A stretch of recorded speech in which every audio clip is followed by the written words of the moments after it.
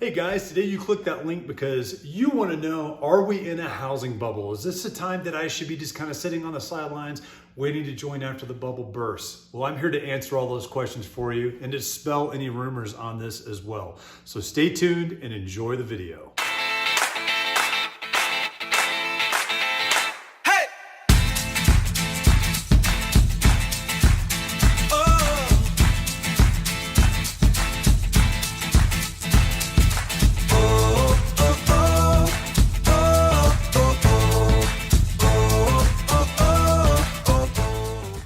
Hey guys, this is James Dean with James Dean Mountain Real Estate, and I'm here on my Living in Woodland Park YouTube channel and podcast. So if you're on the podcast, you need to hop on the YouTube channel at some point. Check it out because I've got all these. This is basically the audio strip from the YouTube channel, but I want you to be able to see a lot of stuff that you wouldn't necessarily be able to see at all, really, if you were in the podcast, like views of the different neighborhoods and the different stuff that you see out here within the Colorado Springs area and Woodland Park area. But just so you know, I'm one of your top real estate agents out here, and I'm here to help you discover everything there is to know about living in the greater Colorado Springs and Woodland Park area of Colorado. Basically, the Pikes Peak region is what we call it here locally. So don't forget, if you want to actually get a good idea of what's happening out here, make sure you hit that subscribe button. Also hit that bell so you get notified every time there's a new episode that comes out, and you stay up to date on what's happening out here. I put videos out here always, or weekly, excuse me. So if you want to know everything there is to know about the Woodland Park and the Colorado Springs, the Pikes Peak area, about where to go, what to do as far as activities, where to live, what different neighborhoods look like, what the price points are on those neighborhoods, including are we in a housing market like we're about to talk, or a housing market bubble like we're about to talk about right now, then don't hesitate to give me a call or subscribe to this channel so you can actually see this stuff as it develops more and more. But if you're looking at moving into the area, please, and we've got folks moving into the area all the time and I absolutely love it, give me a call at 719-304-9772. Shoot me an email at james.dean@kw.com. I will love to have your back when moving out to the Pikes Peak area and your new move to the Colorado Springs and Woodland Park area. Stay tuned. We'll get right into the video. Okay guys, so today we're going to be discussing, are we in a real estate bubble right now? And there's a lot of folks out there that actually think that we are in a bubble. And I'm here to dispel that rumor based on what I believe research-wise and statistically we have to show that this has nothing to do with a bubble at all. Is it crazy? Oh yeah. Is it 2021 going to go down in history as probably one of the craziest real estate markets in the United States? More than likely it will. Is it a bubble like in 2008? Absolutely not. Not at all. And there's reasons for that, and I'm going to go over those for you. But the biggest reason why is this is a supply and demand issue. What we are seeing right now is unprecedented, and there were people that predicted this coming over the last couple of years, and now it's come to a head, and we're seeing the ramifications of that. We are seeing more people wanting to buy than people that are willing to sell or actually able to sell out there. And it's a housing inventory issue, not a housing bubble or a market bubble or whatever you want to call it. And there's reasons why this has increased to become to this point. And there's a lot of nervousness behind this too, because there's a lot of talk about, are we starting to price ourselves out of first-time home buyers to even get into the market? Because we're seeing homes sell at costs and values that are just astronomical that I would never have been able to afford as a first-time home buyer. And folks are being forced to look at this stuff now with a new perspective on what is considered to be a first-time home valued or home value, what pricing that looks like. And this is not just happening in the Colorado Springs area. It's not just happening in the Colorado area. It's happening across the continental United States. And it's a housing inventory issue across the United States. Major booming cities where people are moving into are seeing it more so than other places, but this is a United States problem. It's happening right now. And our wonderful United States government, God bless them, or bless their hearts is what I should say. They,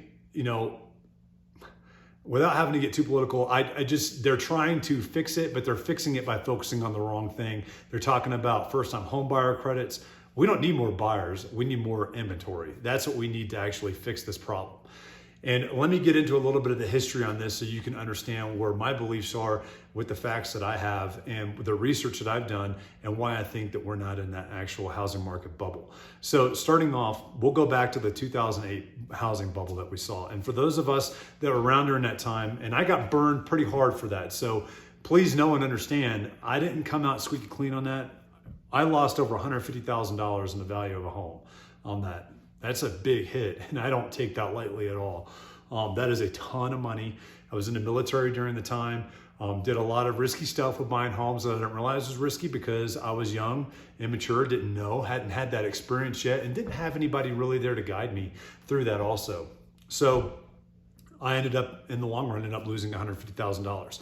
And I'll go through that with you real quick, just so you can understand my background on this, and then we'll get right back to the history of this. So at that time, back in the end of 2004, beginning of 2005, my wife and I were moving from Northern Virginia, the DC area, to Hawaii. We were getting stationed on Oahu, Schofield Barracks. At that time, I was an infantryman, and we were going out there. We had owned our first house, which was a townhome in Woodland Park, Virginia. And we had bought it for right around $100,000 and sold it and made $60,000 after all the fees from selling the home were complete on it. So we made $60,000 in just 2 years. We're a very young couple. At that point in time, I was 23 years old when all this went down. So back in the 2004, 2005 timeframe.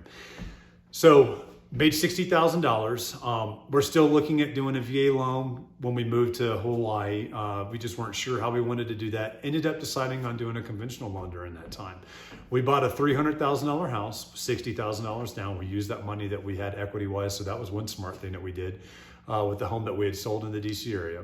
So we had a conventional loan on that and bought a $300,000 home. Now, during that time frame, because we lived there for almost 5 years, did a very dumb thing, took out a HELOC that had an adjustable rate mortgage arm on it of 5-1 on there for the house for $50,000 because I wanted to add on to the front porch. I wanted to roof it in with a nice big gable roof, make it a 20 by 20 porch, this nice extra living area out there, beautiful area. The house looked great. It was a tiny house, and this is Hawaii too, so you got to think about this. We had a 3-bedroom, 1-bath home. It was really like a 3/4 bath in Hawaii. 860 square feet, $300,000 back in the 2004 and the beginning of 2005 timeframe. So we're seeing the prices start to skyrocket, right?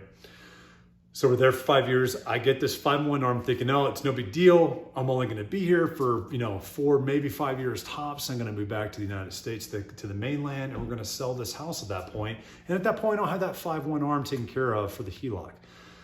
Well, got scheduled for my second deployment when I was in Hawaii to Iraq. Wife staying back. And this is right in the end of the 2007 timeframe. So some of the signs in the mainland are already starting to showing that we're about to have a bubble pop. But hey, I'm in Hawaii. We're in paradise. There's no housing bubbles in Hawaii that are gonna pop that are really gonna affect me. Are you crazy? So, but I did know, like, hey, when I get back from this deployment, I'm looking at a 15 to 18 month long deployment. I'm gonna be forced to PCS. My wife didn't want to stay by herself on the island because she's away from all her family. So she knew she wanted to move back to Kansas during that time frame. So knowing that, we decided, hey, it would be wise to go ahead and put our house on the market to sell it. We're gonna make so much money off it anyways, and we're not paying a mortgage on it. She can go back and live with family, and we're gonna be able to save quite a bit of money on this. So remember, we bought the home for $300,000. We got that HELOC on it for $350 on there, and we're just watching the value start to continue to increase at this point in time, and it's still a seller's market. So I go on a deployment prep field problem in California, and it happens to be 60 days long. We just listed the house. We get a full price offer for $450,000 on the home. $450,000 on the house at that point in time. It was from a Marine that had moved out there. And the only stipulation was he wanted to move in quickly because they'd gotten to the island and needed to move his family in. And that meant that my wife was gonna have to move out all by herself. She was gonna have to move everything out of the house by herself. And here I am, in my infinite wisdom, as a 20-something-year-old, and I'm like, this is dumb. I'm not gonna do this to my young wife. Why would I ever do this to her? I'm gonna take care of her. we're going to deny this offer. We're going to keep looking because this is a seller's market. We're going to find something else because it's just not fair to her to have to move everything out. Well, we turned down that offer for $450,000. I come back to Hawaii, getting ready for the deployment. I deploy in December of 2007 and head to Iraq. Haven't had any other offers. 2008 happens and the bubble bursts on the mainland and that ripple effect starts coming over to Hawaii. It hits Hawaii and it hits us hard. My wife stays over there in the house for about 4 months of that 15-month, what ended up being a 15-month long deployment before she moves back to Kansas. We've got nobody living in the house at this point. We're still have it up for sale. We hit the 1 year mark for having it up for sale. Still nobody in there. So we decided, well, maybe we'll decide to rent. So somebody came in and they weren't necessarily ready to buy at this point, but they would be ready within 6 months. So we did basically a rent to own. We didn't do it with the option on there. We just said, hey, let's do a 6-month rent in the house with the intent for you buying the house at the end of that 6-month tenure. Comes back, me coming back to Hawaii from deployment. I've got nowhere to live now because we've got renters in our house. So I ended up shacking up with one of my squad leaders. And it was a nice condo that we had on the beach that we were able to stay in for a couple months as I'm getting ready to PCS back to the mainland, actually going back to Northern Virginia, the DC area at that point. So house still hasn't sold. We're looking at the house having been on the market now for well over 18 months. And oh, by the way, the payments that we're paying on this home is right around $2,000 a month during that 18-month time frame. So you do that math just in those 18 months, we're looking at, what is that, $36,000 basically in payments that we've been making that we wouldn't necessarily had to have paid if I'd sold the house for $450,000 to that Marine at that point. Continue going through houses up for sale. Those renters were garbage renters. They trashed the front of my house. They destroyed the way the yard was that I made for it. I had this beautiful yard out there set up and they completely destroyed it. They decided to use the lawn as a parking area, cut down trees, really devalued the value of the home. Distance landlording, not a good idea. And I don't recommend it for anybody after that experience. IPCS, my wife's already on the mainland. IPCS to come link up with her and we move over to Northern Virginia. We buy our next house over there. I've now got 2 homes, 2 mortgage payments. You want to talk about something that will diminish a savings account quickly? 2 mortgage payments most certainly will on that. So during this time frame, I'm paying on these mortgage payments and it takes another approximately 3 months before we're finally able to get the house under contract and then the house sells shortly after. Not only did it sell after, but it actually sold for $10,000 less than what we owed on it. So we had to pay that out of pocket, had to borrow money from my parents actually to be able to do that because our savings account was gone during that time frame. And in the end, the total amount that we ended up losing based on if we had sold that house for $450,000 is $150,000. So I am right there with somebody that has experienced a traumatic effect of a market change that has had dramatic impact on the way I view real estate and the way I look at real estate. So I'm not somebody that's seeing all rainbows and what's happening or it's trying to force you to buy in a time that you shouldn't be buying. I'm somebody that scrutinizes this stuff very much so because I care about that because it's happened to me and I don't want it to happen to you. So that's my background story on the 2008 thing. Luckily, I didn't have to foreclose on a home. If it hadn't sold for a few more months, we might have been looking at that as a potential, and that would have had dramatic impact on our livelihoods, probably still to this day if that had happened. So I got really, really lucky in that sense. And it's crazy to hear somebody talking about getting lucky when they lost $150,000. I was lucky I didn't have to foreclose like a lot of folks did at that time. Learned a lot during that time frame, grew up a lot in real estate during that time frame too. So all that being said, we look back at 2008, what happened, that was poor lending practices with those adjustable rate mortgages like one that I had for my HELOC, my home equity line of credit, that I utilized all of it on because I was dumb. And it wasn't my money, I was using somebody else's, but I was just gonna pay it all back when I sold the home. That was one of the dumbest things I could have ever thought with that as well.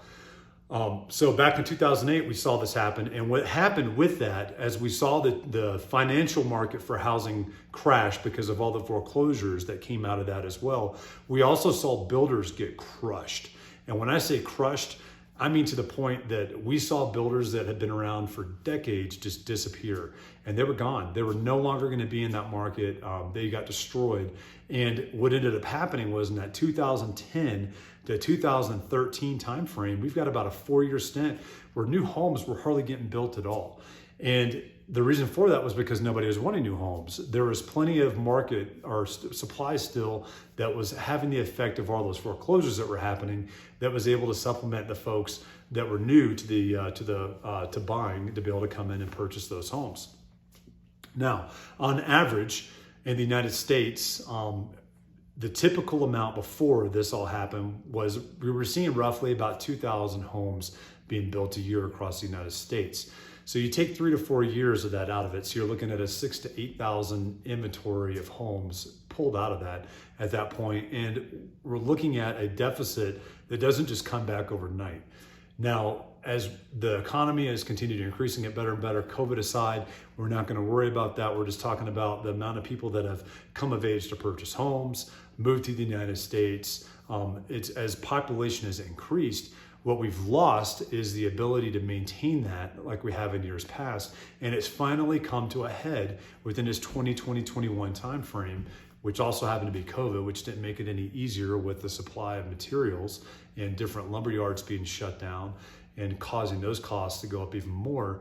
But we're seeing this huge, like, perfect storm that's happened, and it's caused this demand to just go nuts. And it's happening across the US, and it's going to take years to recover from this, to actually build enough homes to be able to meet the demand of how many people want to buy homes out there. And this is the biggest reason why I don't think we're in a housing bubble. Because as we see this happen, and we've seen the interest rate, I mean, this is the end of June in 2021 right now while I'm doing this video, and we've seen the interest rate go up a little bit. And all that's going to really affect is the amount, the value of the home that people are able to afford. It's not going to affect the amount of people that are looking for a home. That's not going to change. It'll just change what level of home they're looking for, or how much home they're looking to borrow against at that point in time. If you look back in the 1980s, people were buying homes left and right when the interest rates were, up in the 10s, 11s, 12s. You hear stories about that all the time. You look back at that history of that. It's not going to slow people down. It's going to be traumatic if we see the interest rate increase, because people are going to suddenly think, oh, I could have afforded this $600,000 home. Now I can only afford this $500,000 or $450,000 home, depending on where it goes. That's where we're going to see the effect, and we're going to see more competition at those lower end homes. So with all that being said, as we look at these numbers, and we've seen a little bit of a bump in the interest rates change over the last month or so, and we've seen a little bit of a slowdown in the market, and we're not sure yet if we're seeing a normalization that's happening right now, where we're seeing some of it slow down because of the interest rates and buyers are just getting worn out, so they're just trying to take a breath right now, or if we're seeing, due to COVID, everybody's able to go on vacation right now because we're post-COVID and people are rapidly starting to go into this, and we're just not seeing people buy right now. We'll find out towards the end of July. But with what we're seeing happen through this process, it's the increase in the cost of homes, the value is still going to go up, just probably not as steeply at that 1 to 1.4%. It'll probably get more normalized to where it's going to get more like the 5 to 6, 7% a year type appreciation in the value of the home. But I don't think we're going to see much of a plateau. We're definitely not going to see a dip, because the demand is still out there. People are still looking for homes that are perfectly qualified to get a house. And with that demand and a lack in supply, we're going to see the basic economic principle of prices increasing.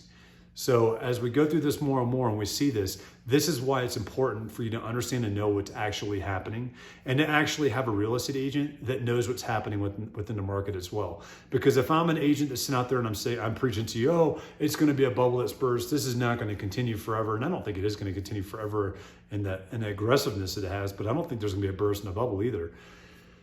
That has a dramatic effect and impact on your decision making of what you're going to do now or in the future. Because if things are going to continue to increase, you're never going to get to the point where you're just going to be like, oh, well, I'll just wait for the bubble to burst and then I'll buy. Well, when is that going to be? Because I don't think it's going to be anytime within the next few years. And most agents that have done the research are right there with me on that, and they will tell you the exact same thing. So super, super important for you to understand what has been causing this increase. People have associated to COVID, and now everybody knows how they can work from home and they're just going to places they want to live. And that's true to some aspect, but it's happening across the United States. It's not just happening in Colorado Springs or in Denver. It's happening in Austin. It's happening in Dallas. It's happening everywhere. What you are seeing is, or what you did see for a while, is people fleeing the metropolitan areas because of the COVID strictness that was going on in New York, San Francisco, LA, places along those lines. But now folks are starting to move back into those areas. And people are still wanting to buy homes, and we still have tons of people out there that are competing for homes. So as we go through this process, if you need an agent that's going to be out there that's going to fight for you, don't forget me. I am James Dean with James Dean Mountain Real Estate, and I will fight for you. We will get a home for you as well. If you're financially ready and mentally ready for the battle that's out there to get you a home, so that you're not on the outside looking in, but then you're on the inside watching your house increase in value, and you want a real estate agent that's going to fight for you and get you into that house, then talk to me. I've got strategies that are proven to work, and I've gotten, on average, with my buyers, we're looking at only about maybe 3 to 4 offers at the high end before we actually get them under contract. When you're looking at a lot of agents out there that are sitting at 10 to 20, and a lot of that's because I prepare my buyers for what's going on. We discuss the actual facts of what's going on, not just the emotion behind it. And I also discuss with them the tools that we have within our tool bag to get them into that house, to get them under contract. And it's not necessarily always the highest price. A lot of times it's terms that go on that too. So if you're interested in buying a home here in the Colorado Springs area, the Pikes Peak region, Woodland Park, as well as Colorado Springs, don't hesitate to give me a call, James Dean Mountain Real Estate, 719-304-9772, or shoot me an email at james.dean@kw.com. I am here as a local agent fighting for you, and I'm here on your side to help educate you to make the smartest decision possible as you go through this process. Until next time, have a great day.